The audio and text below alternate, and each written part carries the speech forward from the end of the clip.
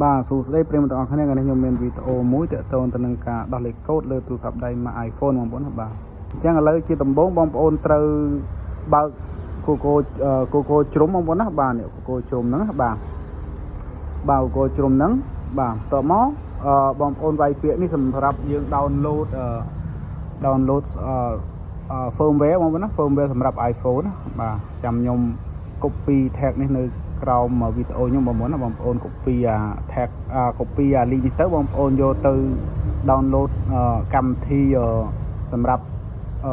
តឡើង version iPhone ឬក៏ដោះលេខកូដ iPhone ហ្នឹងបងប្អូនណាបាទតើមកបងប្អូនផាសចូលនៅក្នុងហ្នឹងមកណាបាទផាសចូលហ្នឹងមកបាទនេះផាសចូលអញ្ចឹងមកតើមកបងប្អូនចុច enter ទៅណានេះបងប្អូនណាបាទចេញមកអញ្ចឹងបងប្អូនណាបាទ website នេះសម្រាប់ពពុះ iOS បាទអញ្ចឹងមានច្រើនបងប្អូនណាមានទាំង iWatch មានទាំងអស់អញ្ចឹង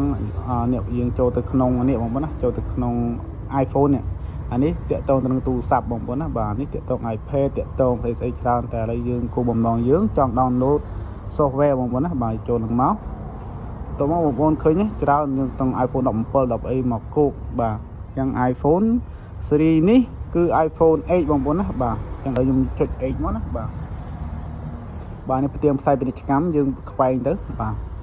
នេះបងប្អូនណាបាទនេះ iPhone 8បងប្អូនណានេះឃើញ iPhone 8 version វាយើងយកអាខ្ពស់បំផុតបងប្អូនណា version វាយើងចុចចំ version ហ្នឹងទៅបាទប៉ាត់ចឹងមកតើមកបងប្អូនបាទអូសទៅលើ ផុតនេះអូសទៅលើបន្តិចមកនេះកន្លែង download បងប្អូនណានេះកន្លែង download បងប្អូនណានេះកន្លែង download ឃើញនេះកន្លែង download ណាអញ្ចឹងបងប្អូនចុច down មកបាទអានេះដោយសារតែខ្ញុំ download មុនមិញម្ដងហើយអញ្ចឹងអានេះគាត់ថាខ្ញុំណែនាំឲ្យបងប្អូនរបៀបចូលទៅយក software សម្រាប់ឈូស program iPhone តាមរបៀបណាតាម website ណាគឺខ្ញុំប្រាប់អញ្ចឹងបងប្អូនណាអញ្ចឹងបងប្អូន copy link ខ្ញុំដាក់នៅខាងក្រោមវីដេអូហ្នឹងទៅបងប្អូនចូលទៅក្នុង Google Chrome ទៅបងប្អូនវាយចូលទៅគឺដូចខ្ញុំអញ្ចឹងហើយអានេះខ្ញុំមក down តិចទៀតដោយសារខ្ញុំ download ម្ដងបងប្អូនណាអានេះទំហំវាធំដែរដូចជា 3G ជាងបងប្អូនណាបាទអញ្ចឹងខ្ញុំបិទចោលបាទខ្ញុំ download បានហើយអញ្ចឹងខ្ញុំទៅចូល folder ដែលខ្ញុំយកបានហ្នឹងនេះបងប្អូនណានេះ iPhone 8ខ្ញុំចំណាំរបស់ខ្ញុំបងប្អូនណានេះ8ហ្នឹងណាបាទបងប្អូនខ្ញុំភ្លេចបញ្ជាក់ប្រាប់ដែរណាកម្មវិធីសម្រាប់យើងឈូស program គឺយើងប្រើ iTunes ហើយនឹងប្រើ Stereo Tool បងប្អូនណាបាទយើងប្រើ iTunes ឬក៏ Stereo Tool អានេះគឺជា link សម្រាប់បងប្អូន download ដាក់នៅក្នុងកុំព្យូទ័របងប្អូនណាបាទកម្មវិធីពីរនេះគឺវាប្រស័យតាក់ទងគ្នាបងប្អូនណាបាទ Stereo Tool បើទៅយើងបើកយើង download តែ Stereo Tool មកអត់ iTunes ក៏វាដើរអត់ស្រួលដែរអញ្ចឹងណាអញ្ចឹងlink នេះចាំខ្ញុំ copy ដាក់នៅក្នុងខាងក្រោមវីដេអូខ្ញុំបងប្អូនណាបាទអញ្ចឹងឥឡូវយើង copy វាមកបាទ copy ហ្នឹងទៅតមកបងប្អូនបើក tab ទៅនៅក្នុងជ្រុំបាទបងប្អូនផាសចូលបងប្អូនណាបាទផាសចូលទៅបាទបងប្អូន enter មក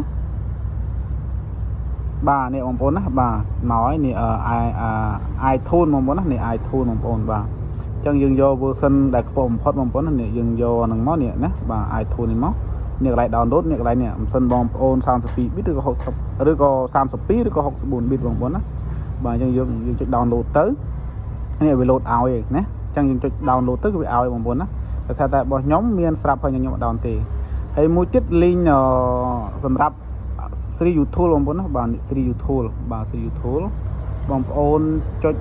copy ដូចខ្ញុំបានបង្ហាញទៅបាទហើយបងប្អូនមកផាសនៅកន្លែង internet កន្លែងជ្រុំហ្នឹងមក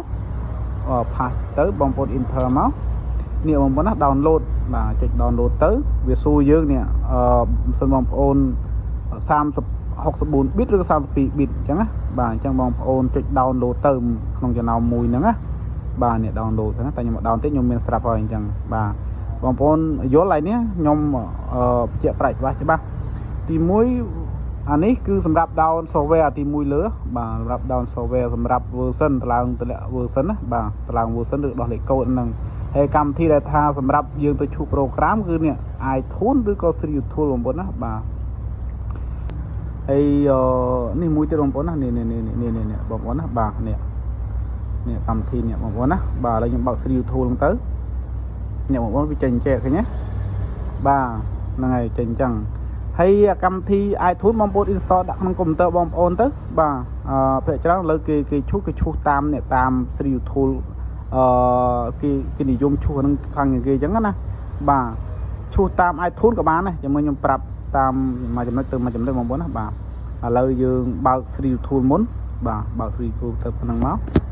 បន្ទាប់មកនេះគឺទូរស័ព្ទយើងបងប្អូនណាបាទឥឡូវយើងចុចបិទសិនបងប្អូនណាបាទចុចបិទវាសិនមកចុច power ជាប់បាទយើងចុចបិទចឹងមកបាទអញ្ចឹងបងប្អូនយើងចុចប៊ូតុងសំឡេងដកខាងក្រោមនឹងមួយហើយនឹងប៊ូតុង power មួយបងប្អូនណាយើងចុចជាប់គ្នាបងប្អូនណាបាទជប់អាចចុចដោយសារតែយើងអត់ទាន់បានដោតដូចនេះដោតដូចមកបងប្អូនដូចនេះដោតដូចហ្នឹងមកតបមកយើងចុចប៊ូតុងសំឡេងដកខាងក្រោមមួយនិង power មួយបងប្អូនណាបាទយើងចុចជាប់យើងដោតដំណើរគ្នាយើងរាប់1 2 3យើងចុចយើងដាក់ត្រៀមចូលហើយមកយើងរាប់1 2 3យើងដោតនេះយើងចុចដោតក្លឹបចុចប៊ូតុងសំឡេងដកហើយនឹង power ចុចជាប់មកបាទចុចជាប់បងប្អូនណាបាទចុចជាប់មកបលែង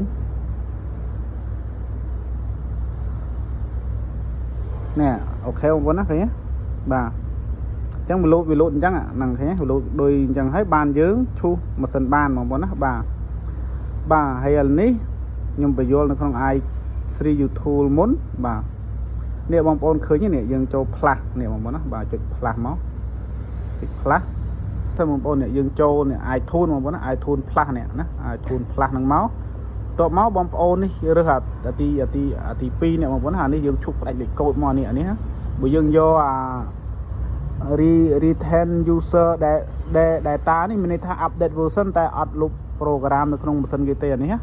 បើយើងយកអាទី2នេះ quick plus mode នេះមានន័យថាវា update version គឺលុបទិន្នន័យលុបលេខកូដរបស់យើងទាំងអស់ចោលហើយហ្នឹងបើយើងចូលហើយហ្នឹងមកតមកបងប្អូនយកនេះកន្លងទី2នេះបាទតមកនេះបងប្អូនចូល import នេះដើម្បីទៅយកsoftware ខ្ញុំ download ទុកមិញណាបាទ software បងប្អូនអត់ទុកនៅណាបងប្អូនត្រូវចំណាំឥឡូវខ្ញុំចំណាំរបស់ខ្ញុំហើយបាទចូលអាក្រោមទៅបងប្អូន double click ក៏បានបងប្អូនចូល open នេះក៏បានបងប្អូនណាបាទឥឡូវខ្ញុំ double click លើវាចូលបងប្អូនណាបាទចូលហើយតមកបងប្អូនចុច plus នេះចុច plus មកបាទ plus មួយទៀតបាទនេះបងប្អូនដើរណានេះដើរឃើញទេបាទដើរនេះឃើញទេអញ្ចឹងដើរគ្រប់ 100% ទៅបងប្អូនដៃហ្នឹងណាបាទដើរគ្រប់ 100% គឺវាឈប់ប្រូក្រាមអស់ចាំយើងនិចដូចពួក Android ចឹងបងប្អូនណាបាទឥឡូវវាដើរប៉ុណ្ណេះវា restart ហើយបងប្អូនណាបាទឥឡូវវាចេញមិនវិញបងប្អូនចាំទស្សនាជាមួយខ្ញុំបងប្អូនណាបាទហើយទូរស័ព្ទខ្ញុំប្រងឈូននេះគឺវាមាន iCloud បងប្អូនណាបាទអញ្ចឹងបានតែត្រឹមខ្ញុំបង្ហាញត្រឹមតែឈូសលេខកូដនឹងទេបងប្អូនណាបាទនិចទៅមុខទៀតដោយសារតែវាជាប់ iCloud ណាម៉ាស៊ីននេះណាបាទហើយ iCloud នេះវាតើយើង bypass បាទឥឡូវយើងដោះលេខកូដមកតង់សិនអា bypass ចាំយើងគិតពីក្រោយទៀតបងប្អូនណាបាទនេះឈិតដល់ 100% ហើយ98បងប្អូនណាបាទហើយនេះក៏យើងដើរបាទឈិតចប់แล้วបងប្អូនណានេះដើរហើយបាទទៅហើយ99បាទអូខេបងប្អូនណាគេណាជោគជ័យបងប្អូន 100% បាទអូខេហើយបាទអញ្ចឹងកម្មវិធីនេះគឺយើងលែងប្រើហើយយើងដោះដូចចេញទៅបាទបានប៉ុណ្ណេះហើយបាទអូខេបងប្អូនណាបាទឥឡូវយើងចុចប៊ូតុងក្តារមួយបាទនេះណាឥឡូវយើងជ្រើសភាសាបាទអង់គ្លេសប៉ុណ្ណឹងមកទៅមកយើងចុចនឹងមក United States នឹងមកបាទចុចដៃនឹងមកបាទរងចាំមកភ្លើងបងប្អូនណាបាទទៅមកយើងចុចចឹងមកបាទទៅមកឡើយនេះបងប្អូន connect Wi-Fi បងប្អូនណាបាទ Wi-Fi បាទទៅយើងចុច Wi-Fi យើងមកបាទ connect Wi-Fi បងប្អូនណាបាទ connect Wi-Fi យើងមកបាទអញ្ចឹងរងចាំមកភ្លើងបងប្អូនណាបាទវាត្រូវការ active បងប្អូនណាបាទបើសិនទូរស័ព្ទបងប្អូនមាន iCloud មានអីគឺវាផាយឡើងនឹងមកបងប្អូនណាបាទវាប្រង active បាទទូរស័ព្ទខ្ញុំនេះគឺមាន iCloud បងប្អូនណាបាទឃើញទេ iCloud អញ្ចឹងបើសិនអត់មាន iCloud ទេបងប្អូននិចទៅមុខរហូតទៅគឺទៅដល់កម្មវិធីយើងប្រើហើយបងប្អូនណាបាទ